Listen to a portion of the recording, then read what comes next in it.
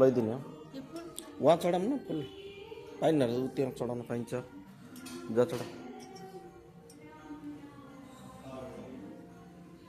ल आज good morning सबैलाई गुड मर्निङ आज मन्दिरमा आछौँ हामी आज एकादशी व्रत पूजा गर्नको लागि हामी आइराखेका छौँ सबैले दर्शन गर्नु होला श्री प्रभु गणेशजीको हामी सबैले कल्याण गर्नु जय भोलेनाथ